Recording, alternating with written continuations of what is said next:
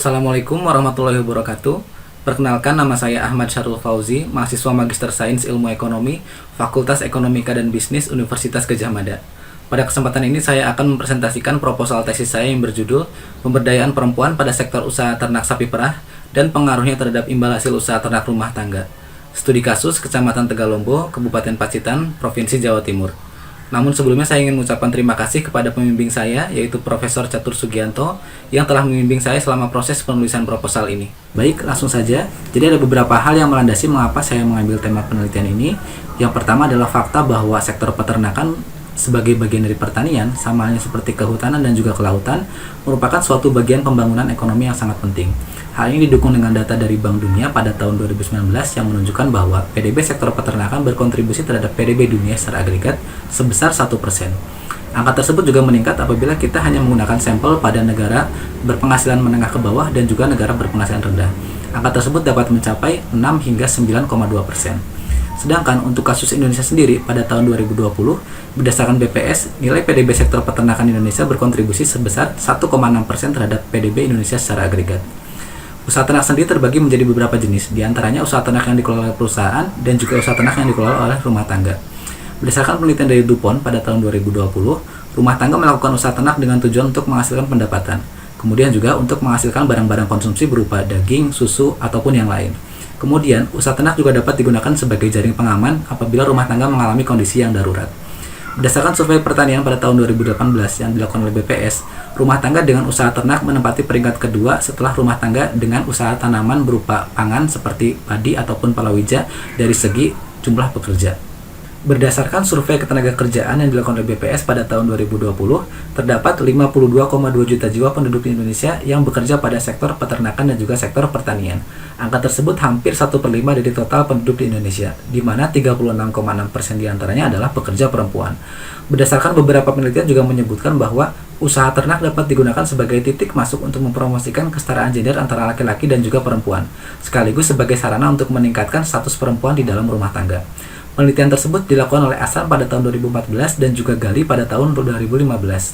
PBB juga mendukung gagasan tersebut melalui Sustainable Development Goals atau SDGs pada poin kelima, yaitu tentang gender equality. FAO juga melakukan penelitian yang menunjukkan bahwa apabila perempuan memiliki akses yang sama seperti laki-laki dalam usaha ternak ataupun usaha pertanian, maka output akan meningkat sebesar 20 hingga 30%, yang pada akhirnya akan menurunkan tingkat kelaparan dunia sebesar 12 hingga 17%. Namun, di balik itu semua, masih terdapat juga beberapa penelitian yang menyebutkan bahwa terdapat bias gender atau ketidaksetaraan gender antara laki-laki dan perempuan pada usaha ternak. Contohnya, Paudel pada tahun 2020 yang menyebutkan bahwa masih terdapat bias gender antara laki-laki dan perempuan pada usaha ternak, terutama pada ternak hewan besar seperti sapi ataupun kerbau. Kemudian, Zara Yesus pada tahun 2017 juga menyebutkan bahwa perempuan masih tertinggal dari laki-laki dalam hal pemanfaatan sumber daya berupa tanah, hewan ternak, ataupun sumber daya lain. Perkembangan usaha ternak di Indonesia juga dapat dilihat berdasarkan nilai PDB sektor peternakan, di mana berdasarkan BPS pada tahun 2019, nilai PDB sektor peternakan di Indonesia adalah sebesar 167 triliun. Angka tersebut juga terus meningkat semenjak tahun 2010. Kemudian, usaha ternak di Indonesia juga tersebar di seluruh provinsi yang ada di Indonesia, di mana hal tersebut ditandai dengan kontribusi masing-masing provinsi terhadap PDB sektor peternakan di Indonesia. Namun, terdapat satu provinsi yang cukup dominan, yaitu Provinsi Jawa Timur, di mana berdasarkan BPS, Provinsi Jawa Timur berkontribusi sebesar 21,2% terhadap PDB sektor peternakan nasional. Kemudian, jika kita berbicara tentang usaha ternak sapi perah, maka imbal hasil utamanya adalah susu. Sama seperti PDB sektor peternakan, hasil produksi susu juga didominasi oleh Provinsi Jawa Timur. Tercatat berdasarkan BPS pada tahun 2019, produksi susu di Indonesia adalah sebesar 561.000 ton, di mana 51,24% diantaranya dikontribusi oleh Provinsi Jawa Timur. Salah satu kabupaten di Provinsi Jawa Timur, yaitu Kabupaten Pacitan, memiliki potensi berupa ketersediaan air dan pakan bagi hewan ternak, sehingga wilayah tersebut cocok digunakan sebagai pengembangan usaha peternakan. Gagasan tersebut juga didukung oleh pemerintah Kabupaten Pacitan melalui Dinas Pertanian setempat yang telah memberikan bantuan kepada rumah tangga di Kecamatan Tegalombo berupa hewan ternak sapi perah. Tercatat hingga tahun 2019, pemerintah Kabupaten Pacitan telah memberikan bantuan kepada rumah tangga di Kecamatan Tegalombo sebanyak 144 ekor hewan ternak sapi perah. Kecamatan Tegalombo sendiri dipilih dikarenakan kecamatan tersebut memiliki potensi hijauan yang cukup bagi hewan ternak sapi perah. Kemudian, berdasarkan keterangan Kepala Dinas Pertanian Kabupaten Pacitan, usaha ternak sapi perah dipilih dikarenakan dapat menjadi sumber penghasilan pokok bagi rumah tangga. Karena sapi perah dapat menghasilkan susu pada setiap harinya. Usaha ternak sapi perah di Kecamatan Tegalombo merupakan jenis usaha ternak yang dikelola oleh rumah tangga, sehingga peran masing-masing anggota baik itu suami, istri maupun anak menjadi sangat penting. Tercatat hingga bulan September tahun 2020, terdapat 136 rumah tangga di Kecamatan Tegalombo yang melakukan usaha ternak sapi perah dengan jumlah populasi sapi mencapai 575 ekor.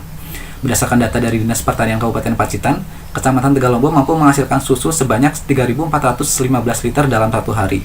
Angka tersebut terus meningkat seiring dengan peningkatan jumlah peternak dan juga peningkatan jumlah populasi sapi perah. Berdasarkan latar belakang yang telah dipaparkan, maka terdapat beberapa rumusan masalah di dalam penelitian ini. Yang pertama adalah fakta bahwa sektor usaha ternak yang dilakukan oleh rumah tangga masih didominasi oleh laki-laki dan terbatasnya peran perempuan pada sektor usaha ternak. Yang kedua, beberapa penelitian yang menyebutkan bahwa peran perempuan dalam sektor peternakan sangatlah penting. Di antaranya adalah penelitian dari FAO pada tahun 2015, PAUDEL pada tahun 2020, ASAN pada tahun 2014, dan juga DIRO pada tahun 2018. Yang ketiga adalah peran masing-masing anggota rumah tangga, baik itu suami, istri, ataupun anak menjadi sangat penting pada usaha ternak yang dilakukan oleh rumah tangga. Dan yang terakhir, usaha ternak sapi perah menjadi sumber pendapatan utama bagi rumah tangga. Hal ini dikarenakan sapi perah mampu menghasilkan susu pada setiap harinya. Kemudian, pada penelitian ini juga terdapat 3 pertanyaan penelitian. Yang pertama adalah seberapa besar tingkat pemberdayaan perempuan pada sektor usaha ternak di Kecamatan Tegalombo, Kabupaten Pacitan. Yang kedua, bagaimana pengaruh pemberdayaan perempuan terhadap hasil produksi susu sapi yang dilakukan oleh rumah tangga di Kecamatan Tegalombo, Kabupaten Pacitan. Dan yang ketiga, bagaimana pengaruh pemberdayaan perempuan terhadap pendapatan usaha ternak sapi perah yang dilakukan oleh rumah tangga di Kecamatan Tegalombo, Kabupaten Pacitan. Selanjutnya saya akan membahas tentang tinjauan pustaka dan beberapa teori yang digunakan di dalam penelitian ini. Yang pertama adalah tentang imbal hasil usaha ternak sapi perah. Berdasarkan penelitian dari Kotuk pada tahun 2019, usaha ternak sapi perah dapat digunakan untuk meningkatkan taraf hidup masyarakat di desa dan meningkatkan pendapatan, terutama di daerah yang kepemilikan lahannya tidak memadai dan juga tidak seimbang. Seperti yang telah disebutkan sebelumnya bahwa imbal hasil usaha ternak sapi perah yang utama adalah susu. Namun, ada pula jenis imbal hasil yang lain, yaitu berupa sapi yang dapat dijual sebagai hewan potong, ataupun anakan sapi yang kita biasa kenal dengan pedet yang dapat dijual sebagai calon sapi perah, dan kemudian ada imbal hasil juga berupa produksi pupuk kandang. Berdasarkan FAO pada tahun 2020, 81% dari total konsumsi susu dunia adalah jenis susu sapi. Kemudian, jumlah konsumsi susu per kapita di negara berkembang juga mengalami peningkatan dan semakin mendekati jumlah konsumsi susu per kapita di dunia. Selanjutnya adalah pembahasan tentang Collective Model of Intra-Household Bargaining, yaitu berdasarkan Vermaelen pada tahun 2008 adalah model yang menggambarkan bahwa rumah tangga dianggap sebagai kumpulan individu yang terpisah dan memiliki preferensi yang berbeda masing-masing antara satu dengan yang lainnya, bukan sebagai suatu kesatuan dalam suatu pengambilan keputusan. Model ini melihat rumah tangga sebagai mikrososial yang terdiri dari beberapa individu dengan preferensi rasional yang berbeda-beda dan berusaha untuk memaksimalkan utilitasnya masing-masing. Collective Model of Intra-Household Bargaining dari dua anggota keluarga dapat digambarkan dengan fungsi berikut, di mana utilitas individu A adalah fungsi dari konsumsi individu A dan juga B, kemudian leisure ataupun waktu luang individu A dan juga individu B, serta konsumsi publik. Model ini menimbulkan adanya daya tawar ataupun bargaining bagi setiap anggota keluarga, baik itu laki-laki ataupun perempuan. Berdasarkan penelitian dari Houston pada tahun 2014, daya tawar relatif perempuan dan laki-laki dalam sebuah rumah tangga sangat bergantung pada akses dan kendali atas pemanfaatan sumber daya yang mereka miliki. Hal tersebut juga mempengaruhi produktivitas usaha yang dilakukan oleh suatu rumah tangga melalui pengaruhnya terhadap kemampuan anggota rumah tangga dalam mengalokasikan dan mengatur sumber daya produktif secara optimal. Bias gender dalam pembangunan sektor usaha ternak. Berdasarkan penelitian dari Kusuming pada tahun 1995, istilah gender tidak hanya sebatas pada kategori biologis antara laki-laki ataupun juga perempuan, namun juga mengacu pada peran ataupun identitas sosial yang terkait dengan makna menjadi pria ataupun wanita dalam masyarakat ataupun juga konteks tertentu. Peran gender dapat dibentuk oleh faktor ideologis, agama, etnis, ekonomi, dan juga budaya, dan merupakan penentu utama dari distribusi tanggung jawab dan pembagian peran antara laki-laki dan juga perempuan. Penelitian dari PAUDEL pada tahun 2020 menunjukkan bahwa terdapat bias gender antara laki-laki dan perempuan pada usaha ternak, terutama pada usaha ternak hewan ternak besar seperti sapi ataupun juga kerbau. Perempuan lebih banyak terlibat pada kegiatan peternakan yang tidak menghasilkan pendapatan secara langsung, seperti memberi pakan hewan, mengumpulkan pakan hewan, ataupun membersihkan hewan. Sedangkan laki-laki lebih dominan dalam kegiatan yang dapat menghasilkan pendapatan secara langsung, seperti memerah susu ataupun menjual susu. Selain itu juga, perempuan memiliki akses yang terbatas dalam kegiatan seminar ataupun pelatihan usaha, jika dibandingkan dengan laki-laki. Selanjutnya adalah pembahasan tentang pemberdayaan perempuan pada usaha ternak. Kabir pada tahun 1999 mendefinisikan pemberdayaan sebagai perluasan kemampuan seseorang untuk membuat pilihan hidup yang strategis, terutama dalam konteks di mana kemampuan tersebut mendapat penolakan dan seseorang tersebut tidak memiliki pilihan untuk memperoleh kemampuan tersebut. Seperti yang kita ketahui bahwa usaha ternak masih didominasi oleh laki-laki. Namun, penelitian dari Gali pada tahun 2015 menyebutkan bahwa melibatkan perempuan pada kegiatan usaha produktif, sektor peternakan merupakan salah satu bentuk upaya peningkatan keamanan ekonomi rumah tangga. Peran perempuan dalam usaha ternak juga dipengaruhi oleh norma dan gender serta budaya yang terdapat di daerah tersebut. Contohnya, di daerah dengan curah hujan rendah seperti di India, sebagian besar usaha ternak telah dialihkan kepada perempuan. Hal ini dikarenakan laki-laki telah pergi dan mencari pekerjaan di tempat lain. Fenomena ini juga terjadi di sebagian besar wilayah Afrika. Berikutnya adalah pembahasan tentang Women Empowerment Livestock Index atau WELI. WELI pertama kali dikembangkan di Tanzania pada tahun 2015 oleh International Livestock Research Institute atau ILRI dan juga Emory University. WELI dikembangkan dengan tujuan sebagai indeks yang spesifik mengukur tingkat keterlibatan perempuan pada sektor peternakan. WELI merupakan adaptasi dari Women Empowerment Agriculture Index atau WEAI yang dikembangkan oleh Sabina Alkir dan juga FAO pada tahun 2013. WELI sendiri dikembangkan karena WEAI dianggap terlalu fokus pada sektor pertanian tanaman ataupun juga crop farming.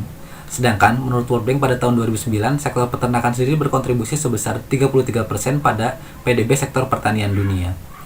WELI sendiri terdiri dari 6 dimensi yaitu keputusan produksi, keputusan nutrisi dan keamanan hewan, akses dan kontrol terhadap sumber daya, kontrol penggunaan pendapatan, akses dan kontrol terhadap peluang usaha, dan juga kontrol waktu bekerja, di mana masing-masing dimensi memiliki jumlah indikator yang berbeda antara satu dan yang lainnya. Masing-masing indikator yang terdapat di dalam WELI memiliki jumlah pertanyaan tertentu yang berbeda-beda antara satu indikator dengan indikator yang lain, di mana pada masing-masing indikator memiliki jumlah minimum pertanyaan yang harus tercapai. Berikut adalah tabel batas minimum ketercapaian masing-masing indikator WELI. Pada dimensi pertama yaitu keputusan produksi, salah satu indikatornya adalah perempuan terlibat pada keputusan produktif usaha ternak, di mana jika perempuan berhasil memenuhi minimal 6 pertanyaan dari total 17 pertanyaan, maka indikator tersebut akan bernilai 1. Sebaliknya, jika perempuan tidak dapat memenuhi minimal 6 pertanyaan, maka indikator tersebut akan bernilai 0. Hal yang sama juga dilakukan pada indikator lainnya yang berada pada dimensi kedua hingga dimensi keenam. Selanjutnya adalah pembahasan tentang penelitian terdahulu yang digunakan sebagai rujukan untuk penelitian ini. Yang pertama adalah Alkir pada tahun 2013 yang memperkenalkan konsep Women Empowerment Agriculture Index sebagai pengukuran pemberdayaan perempuan pada usaha pertanian. Penelitian ini dilakukan di Bangladesh, Uganda, dan juga Guatemala. WAI mencakup berbagai jenis pertanian, salah satunya adalah peternakan. Namun, berdasarkan Gali pada tahun 2019, WAI hanya mencakup 30% bagian dari peternakan, sehingga tidak spesifik membahas tentang peternakan. Kemudian, Gali pada tahun 2019 melakukan penelitian dan memperkenalkan konsep Women Empowerment Livestock Index yang merupakan adaptasi dari Women Empowerment Agriculture Index yang dilakukan di Tanzania pada tahun 2015. Kemudian terdapat 2 penelitian yang membahas tentang pemberdayaan perempuan pada usaha pertanian ataupun peternakan yang melakukan pendekatan secara deskriptif menggunakan hasil survei. Yang pertama adalah Paudel pada tahun 2020 di Nepal dan juga Asan pada tahun 2014 di pedesaan Afrika. Berikutnya, terdapat beberapa penelitian yang melakukan pendekatan analisis kuantitatif untuk melihat pengaruh pemberdayaan perempuan terhadap beberapa indikator pembangunan ekonomi. Yang pertama adalah Bain dan kawan-kawan pada tahun 2018 yang melakukan penelitian di Uganda dengan menggunakan pendekatan regresi logistik, di mana pemberdayaan perempuan di sini diukur menggunakan Women Empowerment Agriculture Index. Hasilnya adalah perempuan yang diberikan otoritas pengambilan keputusan yang lebih besar terkait produksi susu cenderung tidak mengalami kemiskinan. Yang kedua, penelitian dari Sarboni pada tahun 2014 yang melakukan penelitian di Bangladesh, di mana pemberdayaan perempuan di sini diukur menggunakan Women Empowerment Agriculture Index. Namun dalam penelitian ini terdapat isu endogenitas, yaitu sehingga estimasi yang digunakan adalah estimasi to SLS, di mana pemberdayaan perempuan dipengaruhi oleh beberapa variabel lain seperti karakteristik perempuan dan karakteristik keluarga. Hasilnya adalah peningkatan pemberdayaan perempuan pada sektor pertanian dan peternakan secara positif berpengaruh terhadap ketahanan pangan suatu rumah tangga. Kemudian yang ketiga adalah penelitian dari Diro dan kawan-kawan pada tahun 2018 yang melakukan penelitian di Kenya, di mana pemberdayaan perempuan di sini juga diukur menggunakan Women Empowerment Agriculture Index. Sama seperti Sabroni pada tahun 2014, penelitian ini juga mengangkat isu endogenitas pada pemberdayaan perempuan. sehingga estimasi yang digunakan adalah estimasi two-stage least square. Hasilnya adalah seluruh indikator pemberdayaan perempuan secara signifikan mampu meningkatkan produktivitas hasil pertanian.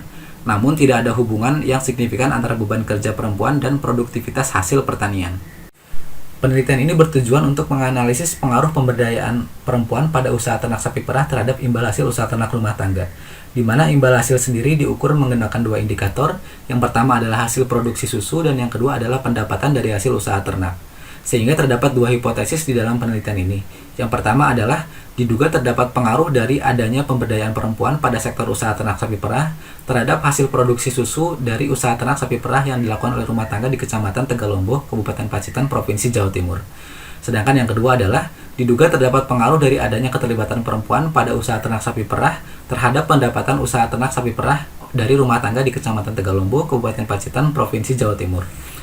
Data yang digunakan di dalam penelitian ini adalah data primer yang diperoleh dari hasil wawancara dan pengisian kuesioner, di mana objek yang digunakan adalah perempuan yang berada di dalam rumah tangga yang memiliki usaha ternak sapi perah di Kecamatan Tegalombo, baik itu istri ataupun kepala keluarga. Penelitian ini akan dilaksanakan di Kecamatan Tegalombo, yaitu salah satu kecamatan di Kabupaten Pacitan, Provinsi Jawa Timur. Berikut adalah deskripsi lokasi dari Kecamatan Tegalombo. Di Kecamatan Tegalombo sendiri, terdapat 4 desa yang memiliki usaha ternak sapi perah berbasis rumah tangga, yaitu Desa Gemaharjo, Desa Tahunan Baru, dan juga Desa Ploso, di mana pada masing-masing desa terdapat beberapa kelompok ternak yang digunakan sebagai sarana untuk berkomunikasi satu sama lain antar peternak. Berdasarkan hasil survei yang dilakukan pada bulan September tahun 2020, terdapat 136 rumah tangga di Kecamatan Tegalombo yang melakukan usaha ternak sapi perah, dengan total populasi sapi sebanyak 575 ekor. Kemudian, berdasarkan hasil survei juga ditemukan bahwa peternak di Tegalombo dapat menghasilkan susu sebanyak 3.415 liter dalam satu hari, dengan rata-rata penghasilan per bulan sebesar 3,56 juta.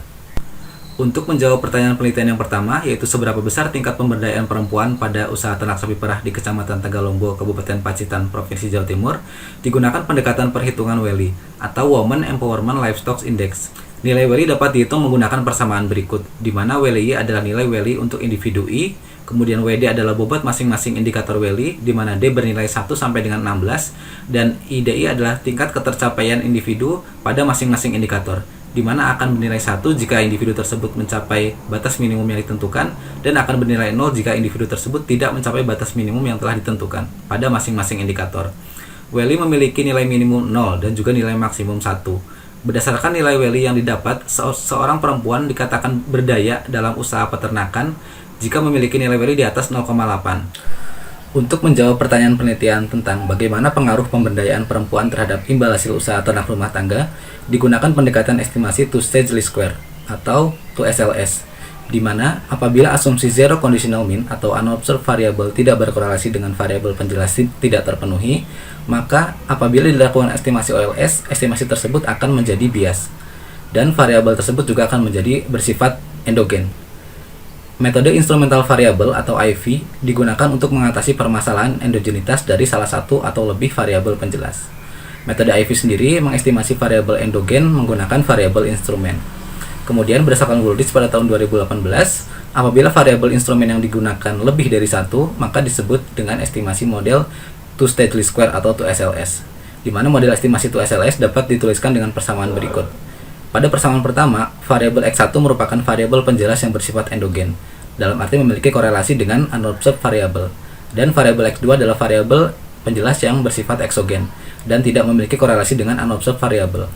Karena nilai X1 bersifat endogen, maka untuk mendapatkan estimator yang konsisten dan juga tidak bias, dilakukan estimasi nilai X1 dengan menggunakan variabel instrumen. Dalam hal ini variabel instrumennya adalah Z1 hingga Zn yang terdapat pada persamaan 2.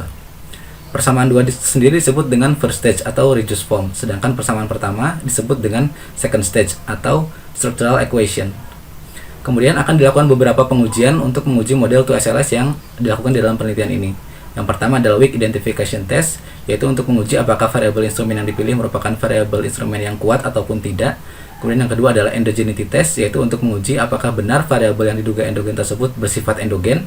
Dan yang ketiga adalah over identification test, atau untuk menguji apakah terdapat overestimasi di dalam model 2SLS yang digunakan.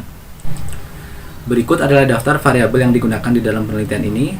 Yang pertama adalah variable dependent ataupun variable outcome, yaitu berupa imbal hasil usaha ternak rumah tangga yang diukur menggunakan dua pendekatan.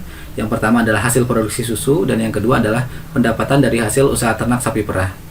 Kemudian, variabel interest dalam penelitian ini adalah karakteristik pemberdayaan perempuan yang diukur menggunakan Women Empowerment Livestock Index atau WELI, di mana untuk menguji konsistensi model juga akan digunakan estimasi menggunakan dimensi yang terdapat di dalam WELI. Terdapat 6 dimensi yang telah dijelaskan pada bagian sebelumnya. Kemudian berdasarkan Sarboni pada tahun 2014 dan juga Diro pada tahun 2018 yang membagi variabel penjelas menjadi 3 karakteristik.